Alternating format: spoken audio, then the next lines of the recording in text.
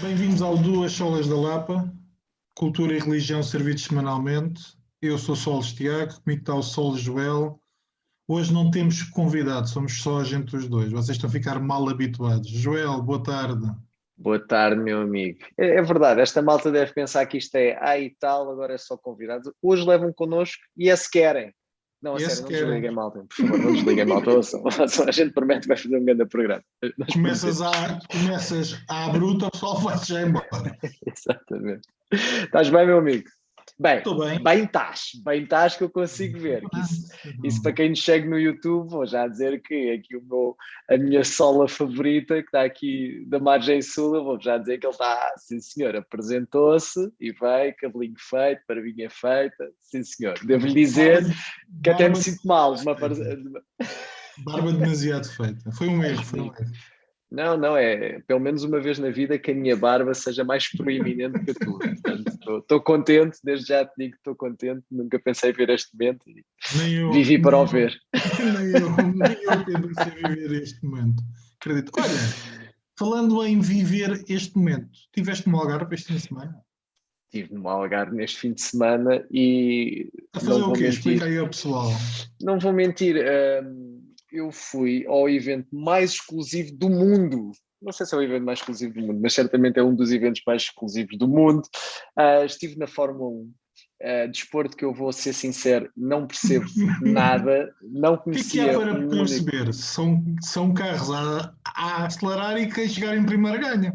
É isso que eu agora tenho para te dizer, meu amigo. Não é nada disso. Não, Depois de então estar vá. lá, fiquei um apaixonado da Fórmula 1 e percebi que aquilo tem muito pouco a ver com gajos a correr à volta de uma pista.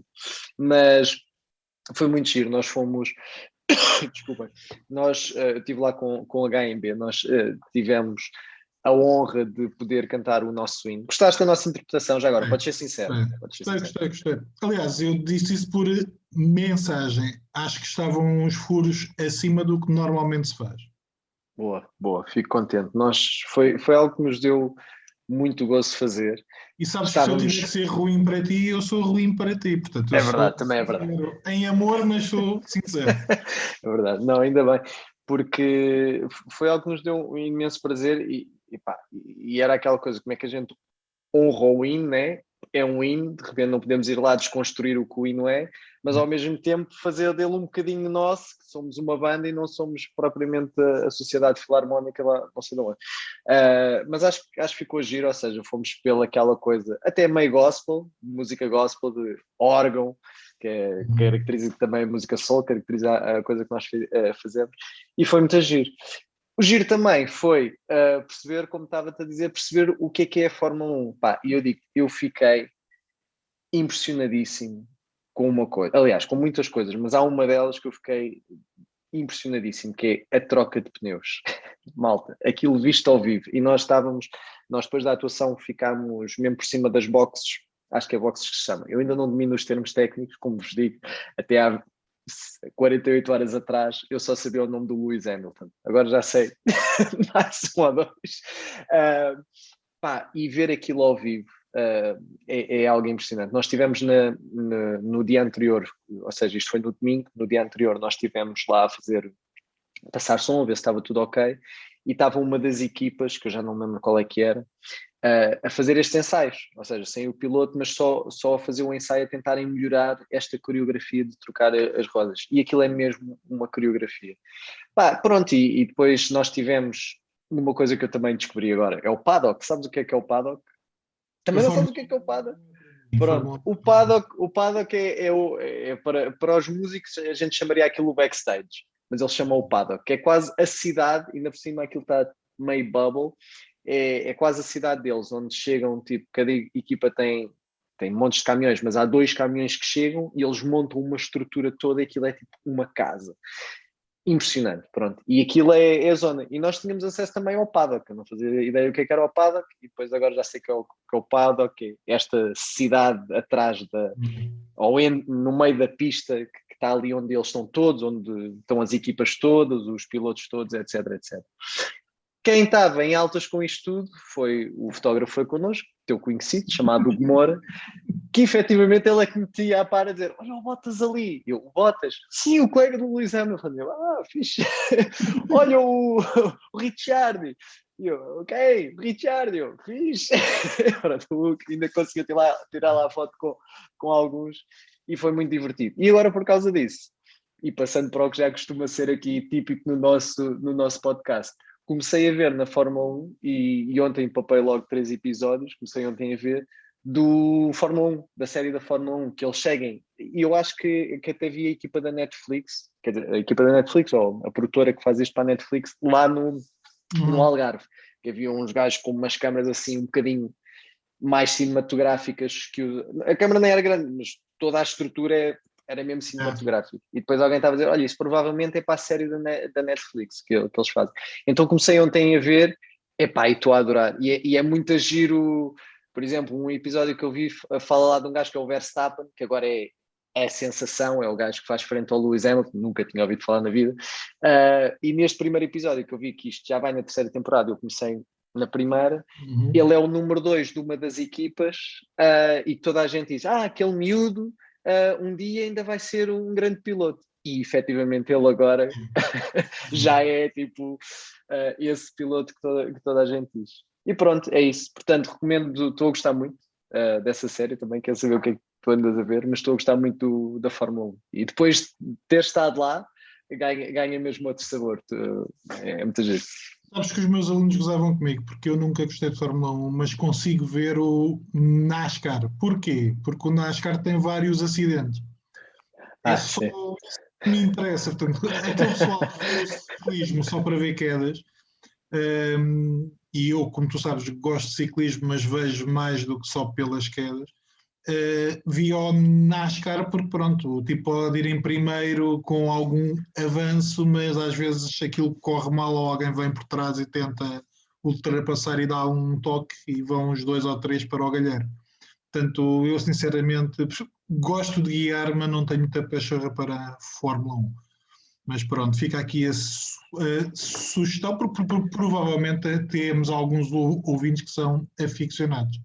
Sim. Pá, uma das coisas que eu me apercebi foi isso, quando nós anunciámos que íamos lá, malta a ficar doida, tipo, vão lá que para nós, nenhum de nós os 5 tem qualquer relação, aliás, a pessoa que nos conduz, uma das pessoas que nos conduz, ficou, quando soube que ia ter a oportunidade de estar connosco na F1, ficou louco, que é a cena.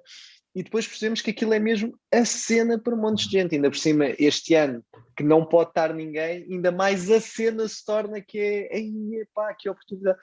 E foi giro. Foi muito engraçado.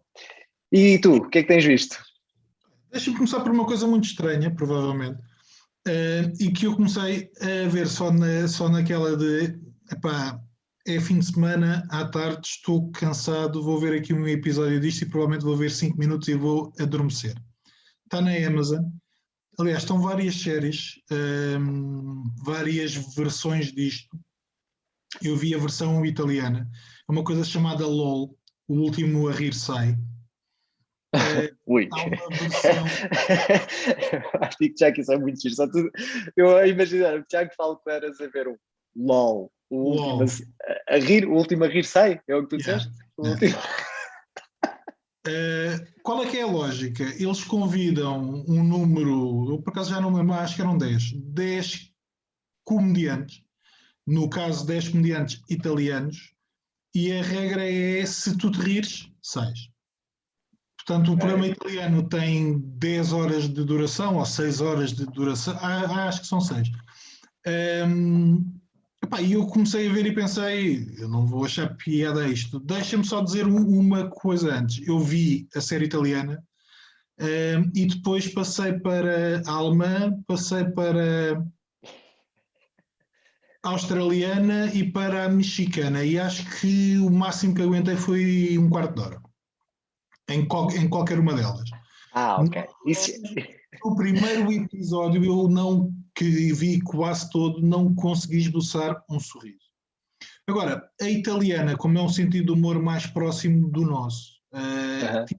Porque eles se conheciam, portanto havia muitas piadas que eram um a tentar dar cabo da vida ao outro. Já tinham trabalhado juntos, ou conheciam-se, ou por aí.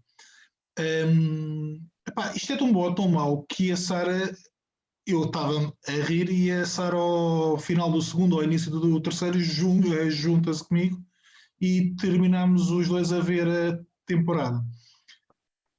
Nem sempre tem piada, algumas das piadas são mais fortes do que outras, até em termos mais para adultos, mas de uma forma geral até é uma série engraçada. O que é que o que é que nos, bem, pelo menos a mim, o que é que me motivou foi, ok, vou tentar não rir, tentar perceber como é que estes tipos estão ali fechados. E há malta que é completamente louca e que faz piadas, e há piadas físicas, há piadas de Vale tudo. linguísticas, há piadas que não têm piada, mas como são repetidas várias vezes e na altura em que tu não estás à Certo. espera por pôr-te rir, tens aquele pessoal que tu estás a falar normalmente e te manda aqueles one-liners que tu não estás à espera. Pá, e houve duas ou três que eu tive a rir até me doer o estômago e pensei, são ótimos, porque eu tinha-me partido todo. Vale a pena, eles são giros, os italianos. Qualquer um dos outros que eu já vi até agora, ou que tentei ver, como Nada. tu disse, os alemães não têm piada. Aliás, o primeiro alemão a rir-se ao final de 5 minutos com uma piada dele. Eu acho que eu acho que historicamente está provado que os alemães não têm piada. Eu diria, pá, Desculpa, eu enganei-me, não é rir, é à primeira tu apanhas um cartão amarelo ou és avisado e à segunda sim. sais. Ok? Portanto, tens Okay. direito a duas rides. O mexicano, ao final de 5 minutos, estavam com a generada daquela over the top que não tem piada. Pronto, é só malta a Sim, dizer sim. as neiras e eles todos muito. Eu estou a fazer um esforço para não rir. Eu pensar, isto não tem piada nenhuma. Portanto, é uma questão também cultural, mas eu acho que é uma série que provavelmente pode passar despercebida para quem tiver o Amazon. Eu acho que vale a pena dar uma tentativa ao LOL, que em italiano é qualquer coisa como chi ride e fuori. Quem Tu, ri, italiano. Desde que começaste a ler Tex é outra coisa. Eu sinto a evolução Texas desse teu Landau. italiano. Está maravilhoso. Sim, senhor. Ok. Eu sei Olha, que não vi. estavas à espera de uma sugestão destas, mas. Não, vindo a ti, não estava mesmo nada à espera dessa sugestão. Olha, há um filme que nós até queremos falar um bocadinho dele aqui, já tínhamos falado em off, que é feito por um dos meus, também acho que já disse isto aqui, um dos meus realizadores favoritos, que é o Tarantino, que é o último dele, que é o Era Uma Vez em Hollywood. Epá, o Tarantino para mim está para os filmes como o Kanye está para a música, ou seja, nunca há nada de mal feito por nenhum dos dois. Há coisas que eu posso gostar um bocadinho mais ou um bocadinho menos, mas eles são sempre ótimos. Portanto, eu não sei o que é que tu achaste do Era Uma Vez. Para mim, qualquer filme que me prenda durante 2 horas e meia que eu estou a ver com atenção, não daquelas que já estou a desligar ou já estou a pegar no telemóvel, já ganhou. É porque tem alguma coisa. E não acho que seja, não é o filme dele que eu mais gostei, mas é um filme do Tarantino e para mim está bom. A fórmula continua a mesma. Digam o que quiserem do Tarantino, para mim está bom. Gostei imenso. Leonardo DiCaprio, Brad Pitt, ótimos. Adoro aquilo. Funcionou. Para mim, o filme funcionou. Gostei bastante. E tu? Pois. Tu vê lá. Não, qual é o meu problema com o Tarantino? E principalmente com os últimos filmes do Tarantino. Eu gosto de Tarantino, eu acho que este filme tem alguns dos pontos fortes do Tarantino, tem algumas cenas que são interessantes, tem a violência over the top que é comum, tem os diálogos que são bons.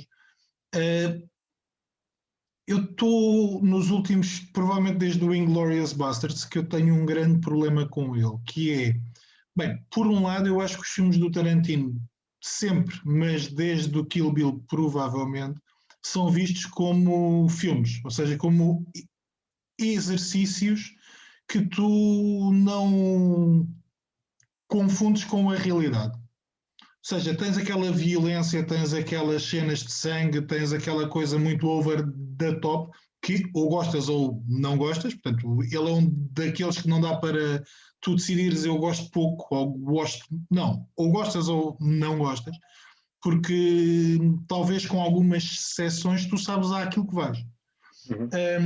Eu gostei muito do Inglourious Basterds, também por causa do final, que é que, para quem não viu, spoilers, mas eles matam o Hitler. Portanto, há aquela noção de isto é um universo à parte, eu quero estar a discutir a história, mas estou a alterar a história. Que é o que acontece com este Era Uma Vez em Hollywood. Nós não exatamente. vamos, se calhar, aqui dar o spoiler do final, até porque eu já sabia, mas eu acho que tem outra forma de ver. Mas se por um lado eu acho que ele está a fazer uma homenagem ao cinema ou àquela época em Hollywood, se por um lado eu acho que ele está a tentar, não sei até que ponto é que ele está a ridicularizar a família Manson, mas está a tentar mostrar que aquilo poderia ter acontecido de uma outra forma e que eles realmente mereciam o final que tiveram no filme e não o final que tiveram na realidade. E eu confesso que isso me chateou, porque há ali tanto de homenagem a uma determinada época e há ali coisas que são realmente historicamente fiáveis. A imagem que ele passa da Sharon Tate, o facto dela andar descalça, aquela noção de eu quero ter um futuro na indústria. E eu gosto de muita parte do filme, gosto de várias cenas, acho que aquela ideia de o DiCaprio não ser na realidade o principal, mas o Brad Pitt, acho que o elenco está porreiro, a escolha do elenco. E deixa-me só dizer em relação ao DiCaprio. O DiCaprio para mim faz um papelão, é a fazer de mau ator e depois tem aquela cena com a miúda que realmente está a fazer de bom ator. A sério, há certas cenas. Acho muito difícil o tipo de papel que ele teve de desempenhar, que é o ator caído em desgraça ou que a carreira não está a avançar e depois levar, não para o palco, para o estúdio, todos aqueles problemas e depois não se conseguir dissociar e para fazer um bom papel. Adorei, estás a ver? Estava mesmo assim, acho que ele esteve muito bem, acho que estava muito bem representado, mesmo quando ele tinha que representar mal, estava muito bem, muito bem feito.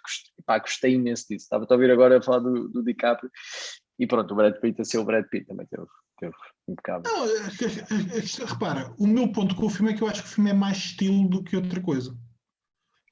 E o Tarantino nós não temos dúvidas que sabe ter estilo, que tem um estilo próprio, que sabe fazer aquilo daquela forma e que fala como ninguém. O problema depois é o conteúdo do próprio filme, a maneira como o filme está construído e aquele final que é Tarantino over the top, portanto é o clássico, é aquilo que tu esperas e mais ainda, portanto, quando o cão entra em ação, ok, isto vale tudo. Vale tudo. Isso me irrita um bocado porque eu acho que ele é capaz de ser mais do que somente estilo. Por exemplo, eu acho que nós temos falado aqui até provavelmente off. Tínhamos falado um bocadinho do Django e do outro, como é que chama o outro? Do 7. Do 7. É qualquer coisa 7 mesmo. O 7 qualquer coisa. Sim, não, esse, o do 7. Eu gosto mais do Django, porque o outro eu acho que sofre do mesmo problema, que não é um western. Por acaso passa-se no oeste, mas podia ser passado naquele diner do Pulp Fiction, que não havia problema nenhum. Ou podia ser passado numa outra. Portanto, o que é que eu quero dizer com isto? Eu acho que ele é capaz de fazer filmes com qualidade, mas que não sejam o que eu sinto a determinada altura é que ele está a fazer pastiches dele mesmo. Ou seja, está a fazer cópias em outras áreas ou dizendo que está em outros géneros daquilo que já fez. E foi isso que eu achei, tanto no último western como neste. O filme é bom, o filme está bem escrito, o filme está bem interpretado, o filme tem todas aquelas coisas que tu esperas, tens a questão dos pés, tens a questão da violência, tens a questão dos diálogos, está lá tudo. Tens as homenagens, tens a banda sonora, ou seja, está tudo o que tu esperas num filme do Tarantino, mas depois eu acho que não chega a ser um filme novo, percebes? Isso eu percebo, mas ao mesmo tempo acho que é um bocadinho o que tu dizes, o standard de Tarantino já é um standard elevado, ou seja, eu nunca vi um filme do Tarantino que disse, epá, isto é mau, isto é mau, epá, ele aqui espetou. Eu, pelo menos, é isso, eu percebo o que estás a dizer, é uma reciclagem do que ele já fez noutro sítio. Mas eu vivo muito bem com isso, porque aquilo é como ouvir é como ouvir a AC/DC, estás a ver? Aquilo, na verdade, são sempre as mesmas 3 músicas. Sim. Mas está tudo bem, não há problema, porque é sempre bom. Eles fazem aquilo muito bem e eu acho que o Tarantino é esse, ele tem já um nível, o que ele entrega é bom, os diálogos são bons, mesmo o que tu estavas a dizer, o estilo é sempre bom, os atores que ele escolhe são sempre maravilhosos, pá, e funciona. E nesse sentido, eu recomendo profundamente mais este filme do Tarantino, gosto imenso. Não é dos meus favoritos, eu sou grande fã, há muita gente que não gosta, acho que é também reação, eu sou grande fã do Kill Bill, sou grande fã do Inglourious, do Django, o que me acho que ainda te disse no outro dia que tu gostas muito, que é um dos que eu gosto menos, que é o da Jackie Brown. Se não é o meu favorito, é dos meus favoritos. Esse e o Reservoir Dogs eu hei de voltar a ver o Reservoir Dogs, tenho que lhe dar outra oportunidade que eu já vi há vários anos e se calhar se fosse agora até se calhar podia ver com outros olhos, mas não é. Mas depois gosto imenso do Death Proof, que tu não gostaste assim tanto, e eu gostei imenso do Death Proof. Eu acho que o Death Proof é daquelas cenas que é, ok, tenho uma ideia pequenina, mas como consigo fazer diálogos muito grandes e consigo fazer cenas que são muito grandes, eu consigo fazer um filme de 1h30, 1h40, não sei quanto é que aquilo demora. Depois tens aquela cena da perna a voar, pronto. Mas eu acho que o Death Proof vale por 2 ou 3 cenas. Cena final, que é ótima. Eu nem me lembro. Eu gostei muito. É espetacular. Mas isso eu acho que é um bocado chover no molhado, porque os filmes dele valem sempre muito pela questão da banda sonora. Ele dedica algum tempo à escolha eu diria que ele dedica algum tempo a tudo. Ou seja, é isso. Ele pode às vezes repetir, mas é um nível muito elevado. O que eu sinto dele há sempre um nível muito elevado. Há muito diálogo e tu ficas preso aos diálogos. Portanto, aí a música é isso, há toda uma envolvente, a cor que ele escolhe sempre aos filmes é muito fixe. Mas olha, já que estamos em sugestões, eu acho que continuávamos este episódio aí a sugerir coisas. Eu sei que tu tens aí coisas para sugerir. As minhas sugestões, malta, eu vou ser sincero, a minha sugestão é, vejam este filme, O Era Uma Vez, e acho que já posso recomendar, ainda só vi 3 episódios, mas vejam o Fórmula 1, As Emoções do Grande Prémio, acho que é uma coisa assim, que está na Netflix, recomendo muito isso. Fiquei um bocadinho triste não ter visto pelo menos 1 ou 2 episódios antes de ir para lá, porque pelo menos já conhecia mais já conhecia, olha, só mais uma história ainda em relação à Fórmula 1. Estávamos a tomar o pequeno almoço no domingo, lá no hotel, e ainda bem que o Hugo estava comigo, que de repente o Hugo diz assim, olha, aquele é o Giovanna, acho que é, bem, eu nem o nome dele sei, Giovanazzi, uma coisa assim, o italiano lá. E eu, quem? Giovanazzi. Eu, fixe, pronto, um gajo de chapéu. Eu já percebi. Um homem muito feliz, estou a ver. Sim, o Hugo estava em altas, contentíssimo da vida, e eu aprendi muito. Mas pronto, recomendo essa série, está muito bem filmada. Ainda hoje falava com o Hugo acerca disso. Há cenas de colisões, etc. Eu não sei onde é que eles têm câmaras com tanta qualidade em todo o lado da pista para apanhar coisas daquela. É que uns slow motions, pá, uma cor, tudo incrível. Portanto, estou a gostar imenso. Recomendo isso e os filmes de Tarantino são sempre para recomendar. E já agora, como também falei nele, e ouçam tudo o que há do Kanye West, porque também é tudo muito bom. Está dito. E tu? que é que tens aí para trazer? Ora, deixa-me terminar a parte visual ou audiovisual. Eu ainda tentei convencer, mas tu ficaste agarrado na tua convicção e assim, não, sul-coreanos por enquanto não. Eu vi uma série chamada, que está na Netflix, O Mito de Sísifo. É uma série de viagem no tempo.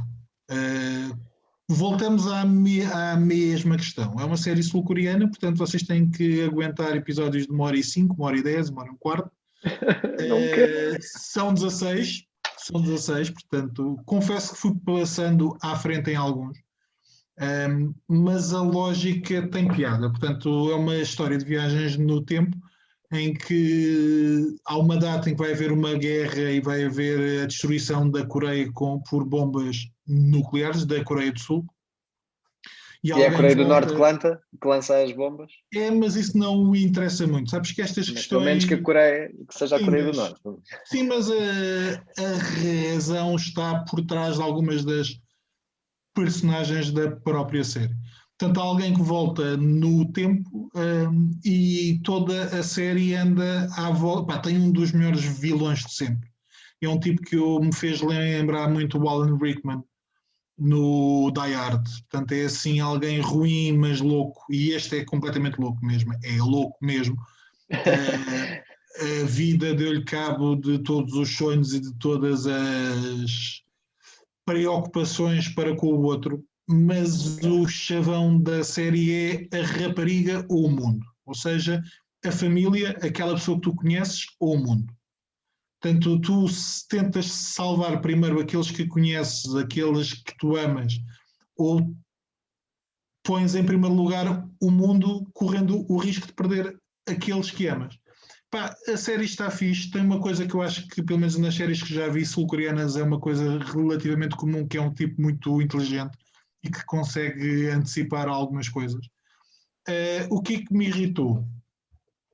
São 16 episódios de pelo menos 1 hora e há cenas que tu vês por 2 ou 3 vezes, porque há cenas que eles vão para o futuro e tu vês durante 30 segundos alguma coisa que acontece e 2 ou 3 episódios depois vês a cena toda com o pré e o pós. Portanto, aquela cena de 30 segundos que tu já tinhas visto pode ser quase metade do episódio a dar-te o contexto todo. Que eu acho que a determinada altura tu não precisas propriamente daquele contexto todo. Tu já tinhas aquele conhecimento, podias avançar muito. Eu gostei muito, acho que a série está bem escrita. Acho que qualquer editor americano tiraria 4 ou 5 horas àquilo e aquilo ficaria ótimo. Mas provavelmente aquilo é o time slot deles, portanto deve ser uma espécie de tens 1 hora para preencher aqui, ou 1h15 para preencher, portanto são 16 episódios, agora desenrasca. E eu acho que a série podia ser vista em 10, 12 episódios sem qualquer tipo de crise, mas epá, é muito porreira. Mais uma vez corre aquele risco americano de ter um final praticamente perfeito e depois decide criar 2 epílogos. Que não era necessário. Certo. É aquela coisa lógica à Marvel de nós não precisávamos disto, mas pronto. Olha, agora por acaso lembrei-me, ainda bem que disseste isto dos sul-coreanos, porque eu vi o Parasitas. O Parasitas é sul-coreano, não é? Eu vi o Parasitas. Parasitas, Já viste o Parasitas? Já. Gostaste? Gostei. Não, sabes que eu estava à espera de outra coisa. Foi muito engraçado e depois gostei. Acho, não sei, estava mesmo com a ideia que o filme fosse assim uma coisa muito conceptual, muito. Não. E nada. Parasitas é um exemplo típico do cinema dele. Portanto, tu vais para o cinema dele e tens. Há um filme dele, eu agora acho que não estou a errar, eu acho que o The Host é um filme dele, que é um filme pseudo-terror com um monstro. Essencialmente é um monstro que está a atacar, entretanto rapta, salvo erro, a filha e o pai, o tio ou a tia e o avô tentam salvá-la. E é um filme estranho no sentido em que não tem um género definido. Portanto, tens uma parte que é claramente um filme de drama, tens uma parte que é um filme de comédia, tens uma parte que é um filme de terror. Portanto, é quase como se eu estivesse a brincar com todos os géneros. Mas isso que tu viste, portanto, aquela coisa de teres um filme que é relativamente normal e que descamba para algo mais na parte final é algo que é relativamente típico dos filmes dele. Ok. E gostei, é isso. Descamba bem e vamos embora. Mas foi muito engraçado porque eu estava. Para já foi muito estranho, porque estava a dar no Hollywood, no canal Hollywood. Sério? A sério. Correto. Estava no Deve ser Algarve. por causa dos Oscars. Sim, acho que. Mas de repente não estava à espera no canal Hollywood. Normalmente o canal Hollywood é os filmes com 7 anos, 10 anos.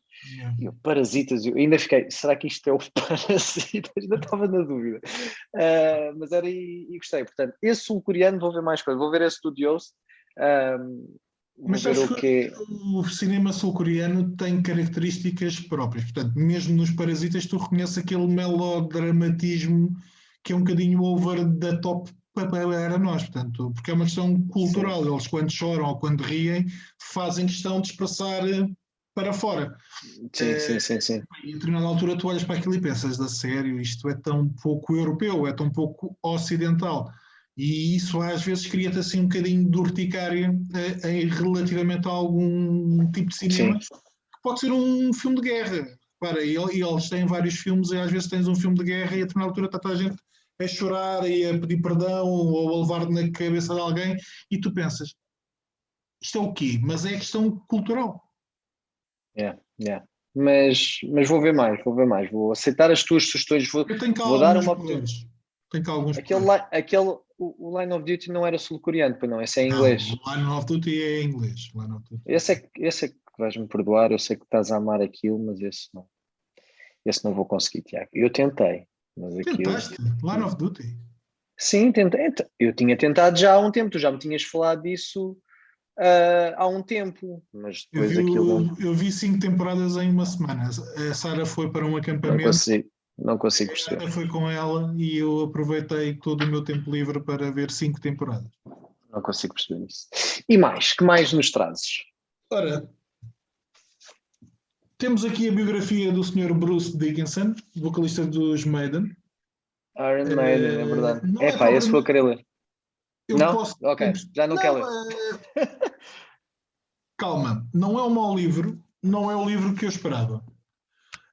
Portanto, é uma biografia que dedica muito pouco tempo se calhar, à parte mais pessoal da vida dele. Portanto, tens muito pouco que a família e tens, apesar de teres Maiden, tens muito pouco Maiden, ou seja, os Maiden aparecem em 60% do livro, mas tu percebes que a informação que está cá é a informação que tu poderias ter tido acesso em qualquer jornal, em qualquer revista de música ou em qualquer site. E é um livro acerca da pessoa que ele é, portanto, um tipo que decidiu aos 30 e muitos tirar a carta de piloto, ou o brevet de piloto, um tipo que decidiu, e acho que chegou a ser campeão, mas também começou a praticar esgrima também relativamente tarde na vida. E depois a questão do cancro, que ocupa ali a parte final. Mas é assim, é um livro engraçado, mas não era o livro que eu estava à espera.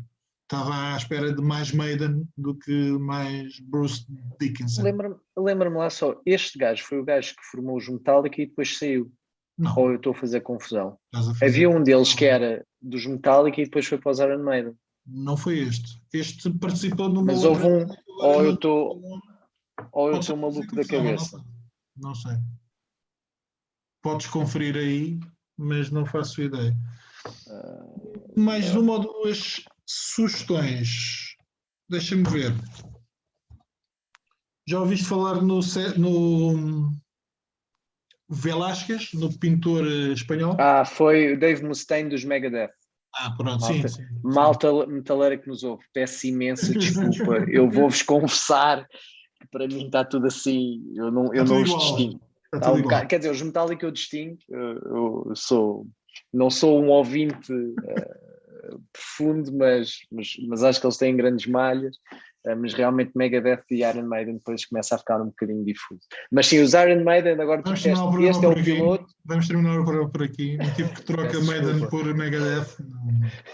peço desculpa. Até para a Mas, semana. Obrigado. mas, mas lembro-me, disseste que o Bruce Dickinson é o piloto e pronto, então é Iron Maiden, que foi o avião que eu vi quando Foi, fui à África do Sul foi. tocar e passámos por ele na pista e eles estavam lá. Portanto, não era os Megadeth que têm um avião, são os Iron Maiden e é o Bruce Dickinson que o pilota. Portanto, Sim, menos sim. mal. Que mais? Olha, uma piada. Este livro chama-se Las Meninas, que é o quadro mais famoso do Velázquez, que é um pintor espanhol. Foi engraçado porque eu encomendei este livro numa loja em Lisboa, que é a Cult, ali no Arieiro, e o dono da loja, ele lê muito da banda desenhada, e eu estive lá para comprar 2 ou 3 livros e tive 40 minutos na conversa com ele, um tipo simpático, Manuel Jesus. E ele disse-me, pá, eu já cá tive esse livro porque houve vários clientes que o compraram, mas a arte deu cabo de mim, então eu nunca cheguei a ler. Tem uma arte sui generis, também, portanto, provavelmente não é sempre aquele estilo, não é aquele estilo de arte que a maior parte do pessoal gosta. E aquele tipo, por exemplo, o dono da loja lê muita coisa e na altura recebeu os livros, abriu e pensou, pá, não me chama, não me cativa. Pá, é uma história engraçada, essencialmente é a biografia, mas depois também faz uma pequena discussão da importância do Velázquez na história da arte e na própria cultura espanhola. Vai buscar um bocadinho, fala um bocadinho, ou tem parte histórica de outros artistas e da forma como foram influenciados pelo Velázquez. Eu acho que é muito interessante. Provavelmente vai ser um dos meus livros do ano, portanto, foi um livro que me interessou. E interessou-me também continuar a perceber o que estes dois, que é o Santiago Garcia e o Javier Olivares, fazem juntos, porque eles trabalham, têm uma simbiose interessante. E eu, na altura, quando terminei de ler o livro, disse-lhe, pá, dá uma segunda oportunidade à arte, porque o livro vale realmente a pena. Portanto, para aqueles que gostam de arte e que gostam de história, porque depois também apanhas um bocadinho da história não só espanhola, mas também e europeia, torna-se interessante ler o livro. Deixa-me terminar com 2 sugestões, também de banda desenhada, por acaso.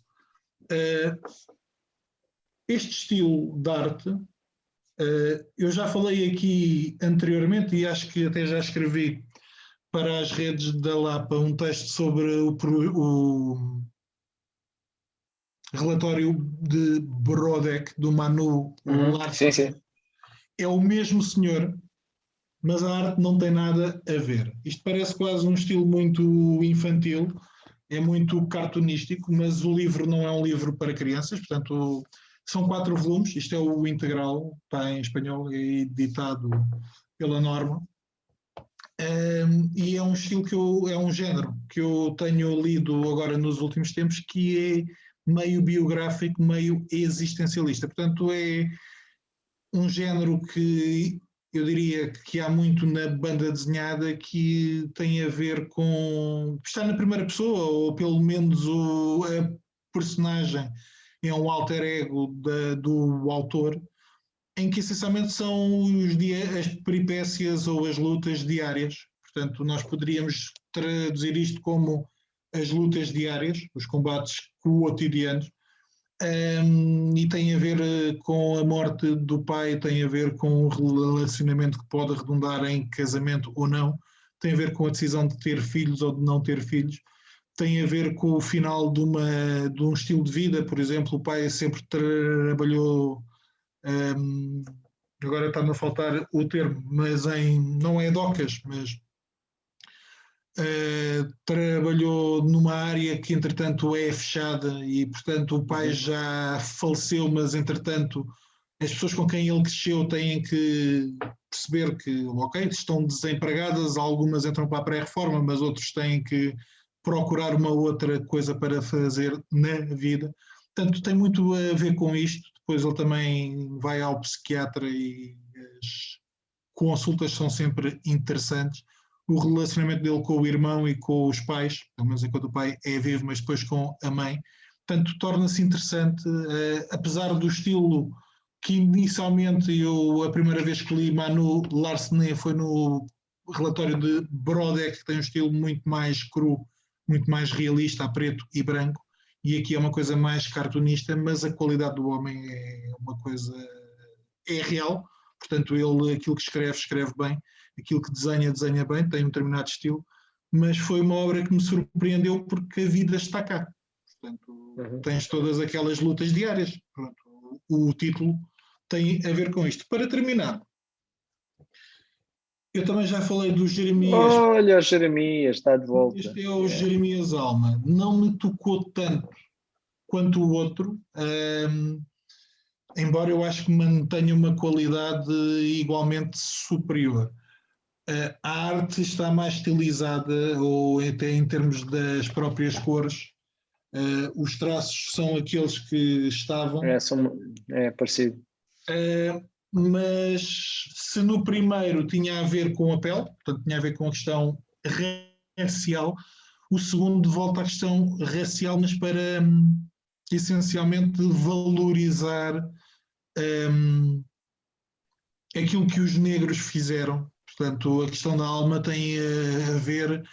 Há um amigo dele que vai de férias para Itália, porque o avô ou o bisavô era de lá, e ele quer ver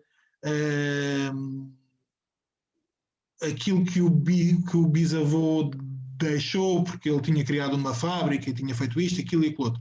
E o Jeremias vai falar com os pais e vai dizer: e nós, o que é que a minha avó fazia, o que é que a minha bisavó fazia, o que é que... Portanto, tem muito a ver com esta homenagem ao povo negro, e de alguma forma também à realidade da escravatura no Brasil.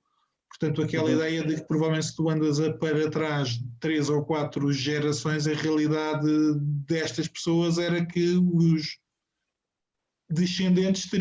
ascendentes teriam sido escravos. E provavelmente pode haver aquela ideia de que não há nenhuma valorização desta... Agora está-me a faltar o termo, daquilo que eles fizeram, daquilo que eles foram. Portanto, pode até haver uma noção de que foram todos o mesmo, foram todos escravos. Portanto, há uma série de mensagens que eu acho que são interessantes, até para um público infanto-juvenil, eu diria mais juvenil, que é o público a quem o livro se dedica. Portanto, aquela noção de que há uma história por trás daqueles que são descendentes afro-brasileiros, e que as pessoas que eles não têm que ter vergonha, e que há muito para descobrir na sua própria história. Depois eu estava aqui até à procura de um quadradinho para te mostrar, porque eu acho que tu vais achar piada, e espero que reconheças pelo menos um, que é uma altura em que eles vão a uma biblioteca, e agora não encontro, eu depois passo disto, mas há aqui claramente uma homenagem a algumas... Conhece ali o Tiro de Branco? Não. Não? Devia conhecer. Não estou a ver quem é. Falamos dele, Pinta. é um músico que tu gostas muito. Poxa, mas está lá outra vez. Ainda por cima com aquelas pinturas eu devia de associar logo, mas não estou a associar. Não consigo, não estou a ver quem é. Que eu gosto muito ainda por cima. Que já sugeriste aqui no programa. Brasileiro, que eu gosto muito. Não. Nigeriano. É o Fela. É o Fela Kuti. Eu estava a pensar em artistas brasileiros e não estava a chegar. Mas mesmo assim não chegava lá. Como Fela, era com o Fela novo aí, muito novo, com o cabelo assim. Mas é interessante porque eles tentam mostrar numa série de áreas o papel dos negros, portanto não é algo despiciente, e é uma obra que eu acho, a outra tocou-me mais, até sendo uma obra infanto-juvenil ou mais juvenil. Tinha uma mensagem. Repara, o Jeremias é uma personagem da Turma da Mónica e só há 2 ou 3 anos é que fez uma capa na linha comum. Portanto, o facto, e às vezes as pessoas nem sequer acabam por associar isto. E obviamente no Brasil a própria questão do racismo tem um bom caminho ainda para, aliás, eu diria que em todos os países, mas no Brasil tem um longo caminho ainda para percorrer. Este livro acaba por dar mais um mote para que haja um esforço também na própria valorização da cultura e dos esforços de outros que já vieram antes. Eu acho que é interessante também por causa disso. Sabes, as minhas filhas... Sim, por acaso já me lembro, antes de começarmos a gravar o programa, havia alguma coisa que eu queria sugerir, não me lembrava, já me lembrei entretanto e já digo, mas antes disso vou-me só levantar e pôr aqui, estás a ver, este saco todo, estás a ver, isto aqui é tudo, praticamente tudo, Turma da Mónica, que por acaso já vi, bem, a Turma da Mónica, não, na verdade se calhar a maior parte até é o Homem-Aranha, agora é que eu estou a ver, aqui estava em casa dos meus pais. E as minhas filhas, há pouco tempo, eu acho que já tinha dito isto, nas férias, nós fomos não sei onde, ou estávamos a vir do Algarve, não interessa, e parei numa bomba, não parei numa bomba de serviço, não, estacionámos o carro e eu fui a uma livraria e comprei-lhes um livro, porque era aquela coisa que eu tinha de infância, que às vezes acontecia com os meus pais, compravam-nos estes almanaquezinhos, gosto, almanac, acho que deve ser verdade, e comprei para elas, e elas desde aí ficaram fãs da Mónica. Pá, o que calha bem, porque eu tenho dezenas de livros da Mónica da minha infância e os meus pais foram-nos conservando, é preciso já pegar-lhes com algum cuidado, porque as capas já estão todas a saltar, e elas então estão todas divertidas a ler os livros da Mónica, da Turma da Mónica. Pronto. A sugestão que eu tinha foi algo que até, olha, foi durante este fim de semana que estive no Algarve, e o Weber falou-me, estávamos a falar, não sei bem o que é que estávamos a falar, e ele disse, tu já viste a entrevista do John MacArthur com o Ben Shapiro, que eu depois partilhei-te lá no nosso grupo. E eu tenho-te a dizer que aquilo encheu-me as medidas. Pronto, o Ben Shapiro é um gajo polarizador, não é hipótese, eu gosto muito dele, mas é preciso levá-lo com calma, porque ele é um gajo polarizador. E o John MacArthur, que nos últimos meses é um dos gigantes da fé, mas nos últimos meses, semanas, viu-se envolto agora aqui na polémica, porque disse lá uma cena acerca ou das vacinas, ou acho que foi das máscaras e etc. Pronto, whatever. E então a malta agora, John MacArthur, pronto, aquelas coisas todas. Mas sabe muito bem tu veres um destes gigantes da fé a falar acerca do Evangelho e marcou-me muito.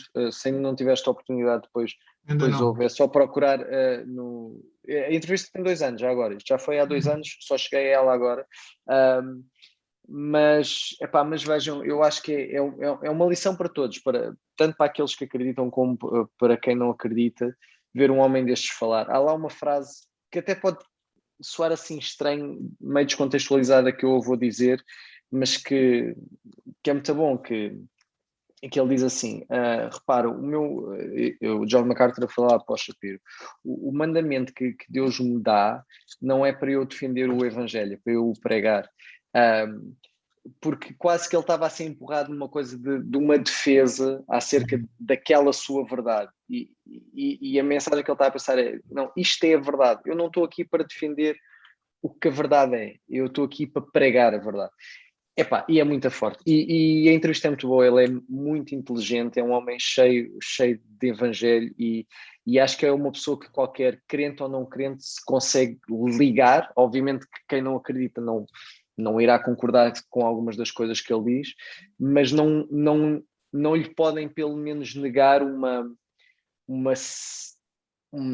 forma simples e honesta de dizer as coisas e aquilo em que ele acredita, e gostei imenso. Portanto, deixo essa sugestão, gostei muito, muito, muito, muito, e pronto, e pesquisem no YouTube Ben Shapiro, John MacArthur, e vai logo aparecer. Ficam com algumas sugestões de coisas para ver, de coisas para ler. Podem nos encontrar como 2 ou 2 solas da Lapa. Podem nos encontrar no Instagram, no Facebook, no iTunes, no Spotify. Podem enviar mail para 2solas.lapa@gmail.com. Joel, boa semana. Boa semana, meu amigo. A semana a minha barba esteja ligeiramente maior. A gente encontra. Estará. Já me ultrapassará, de certeza. Ainda não. Então vá. Beijinhos em Abraço. casa, tudo a correr bem. Amém. Um abraço. Tchau. Heróis do mar, nobre povo, nação valente e imortal, levantai hoje de novo o esplendor de Portugal entre as brumas da